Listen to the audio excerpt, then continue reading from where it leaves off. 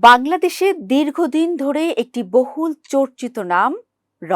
ভারতের শীর্ষ গোয়েন্দা সংস্থা রিসার্চ অ্যান্ড অ্যানালিসিস উইংয়ের তৎপরতা নিয়ে আলোচনা, সমালোচনা ও কৌতূহলের শেষ নেই। সম্প্রতি র প্রধান পরাগ জৈনের ঢাকা সফরকে কেন্দ্র করে দক্ষিণ এশিয়ার এই শক্তিশালী গোয়েন্দা সংস্থাকে নিয়ে আলোচনার ঝড় উঠেছে।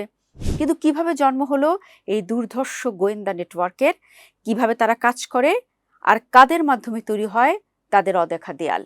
দর্শক, রয়ের জন্ম কোনো সাধারণ প্রক্রিয়ার মাধ্যমে হয়নি, বরং এর পেছনে ছিল একটি ঐতিহাসিক সামরিক ব্যর্থতা। 1965 সালে ভারত পাকিস্তান যুদ্ধ ছিল 22 দিনের এক বিধ্বংসী সংঘাত। রণক্ষেত্রে ভারত বেশ সুবিধাজনক অবস্থায় থাকলেও তার একটি চরম সত্য জানতে পারেনি।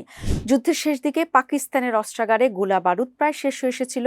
অন্যদিকে আমেরিকা থেকে নতুন অস্ত্র সরবরাহে নিষেধাজ্ঞা থাকায় পাকিস্তান ছিল মারাত্মক কোণঠাসা।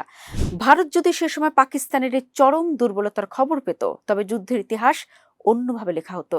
তৎকালীন ভারতীয় সেনাপ্রধান জেনারেল জে.এন. চৌধুরী স্পষ্ট স্বীকার করেছিলেন, সঠিক তথ্যের অভাবেই তারা চূড়ান্ত বিজয় পাননি। সে সময় আন্তর্জাতিক তথ্য সংগ্রহের দায়িত্বে থাকা ভারতের অভ্যন্তরীণ গোয়েন্দা সংস্থা ইন্টেলিজেন্স ব্যুরো তথ্য জোগাড়ে চরম ব্যর্থ হয়।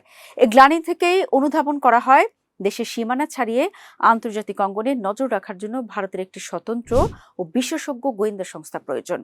সেই অভিজ্ঞতার উপর দাঁড়িয়ে 1968 সালের 21 সেপ্টেম্বর জন্ম নেয় রিসার্চ অ্যান্ড অ্যানালিসিস উইং র। এর প্রতিষ্ঠাতা ছিলেন রামেশ্বর নাথ কাও এবং তার প্রধান সহকারী শঙ্করন নায়ার। আইবি থেকে মাত্র 250 জন কর্মকর্তা নিয়ে যাত্রা শুরু হয়। 1971 সালের বাংলাদেশের মুক্তিযুদ্ধে র অত্যন্ত গুরুত্বপূর্ণ ভূমিকা পালন করে। শুরুর দিকে সরাসরি বিশ্ববিদ্যালয় ও কলেজ থেকে প্রখর মেধাবী তরুণদের বেছে নেওয়া হতো।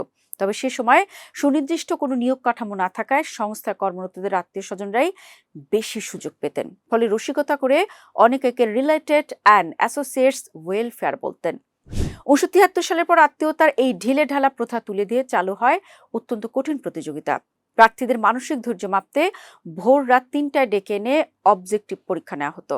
এরপর মুখোমুখি হতে হতো যুগ্ম সচিব, র প্রধান, পররাষ্ট্র সচিব এবং প্রখ্যাত মনস্তাত্ত্বিকদের সমন্বয়ে গঠিত উচ্চ পর্যায়ের ইন্টারভিউ বোর্ডের।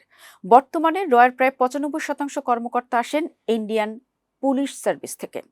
এছাড়া অর্থনৈতিক অপরাধ ও অর্থ পাচারের উপর নজর রাখতে কাস্টমস ও আয়কর বিভাগ থেকেও অভিজ্ঞ কর্মকর্তাদের নিয়োগ দেওয়া হয়। এছাড়া অর্থনৈতিক অপরাধ ও অর্থ পাচারের উপর নজর রাখতে কাস্টমস ও আয়কর বিভাগ থেকেও অভিজ্ঞ কর্মকর্তাদের প্রাক্কলন করা হয়। তবে পুলিশ নির্ভর নিয়োগ নিয়ে সংস্থাটির সাবেক কর্তাদের মধ্যেই আক্ষেপ রয়েছে। একজন আইপিএস অফিসার রয়ে যোগ দিতে দিতে বয়স প্রায় 30 পেরিয়ে যায়। এই বয়সে নতুন পেশায় গিয়ে চরম ঝুঁকি নেওয়া বা আধুনিক সাইবার প্রযুক্তি, ভূ রাজনীতি ও আন্তর্জাতিক কূটনীতির জটিল সমীকরণ আয়ত্ত করা বেশ কঠিন হয়ে পড়ে। মনোনীত প্রার্থীদের মনস্তাত্ত্বিক ও প্রযুক্তিগতভাবে সম্পূর্ণ নতুন ব্যক্তিত্বে রূপান্তর করা হয়। চরম প্রতিকূল পরিবেশ বা -ডিগ্রি তাপমাত্রায় টিকে থাকা, শত্রুর সীমানা অনুপ্রবেশ এবং ধরা না পড়ে সংকেত পাঠানোর কৌশল শেখানো হয়। শারীরিক নিরাপত্তার জন্য ইসরায়েলি আত্মরক্ষা কৌশল ক্রাভ মাগা এবং গোপনে চিঠি লেনদেনের জন্য ডেড লেটার বক্সের মতো জটিল সাংকেতিক পদ্ধতি আয়ত্ত করতে হয়। বিদেশের মাটিতে কাজ করার সময় বেশিরভাগ ক্ষেত্রে তারা ভারতীয় দূতাবাসে কূটনৈতিক ছদ্মবেশে অবস্থান করেন। পরিচয় গোপন রাখতে কর্মকর্তা ও তাদের পরিবারের নাম পদবিও বদলে ফেলা হয়। এমনকি মস্কো বা ওয়াশিংটনে কর্মরত অবস্থায় সন্তানের জন্ম নিলেও নথিপত্রে ভুয়া পদবি ব্যবহার করা নিয়ম।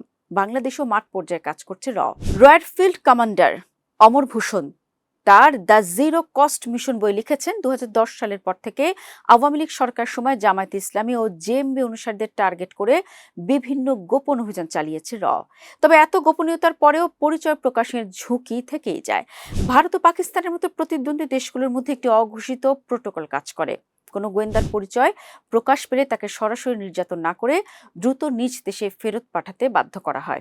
দর্শক, একটি সামরিক ভুলের অভিজ্ঞতা থেকে জন্ম নেয়া র আজ পুরো দক্ষিণ এশিয়ার রাজনীতিতে এক অদৃশ্য ছায়া ফেলে চলেছে। ঢাকা থেকে ওয়াশিংটন, তাদের এই অলক্ষিত যাত্রার নেপথ্যে রয়েছে কঠিন প্রস্তুতি, কঠোর গোপনীয়তা এবং পরিচয়হীনতার এক নিঃসঙ্গ বাস্তবতা।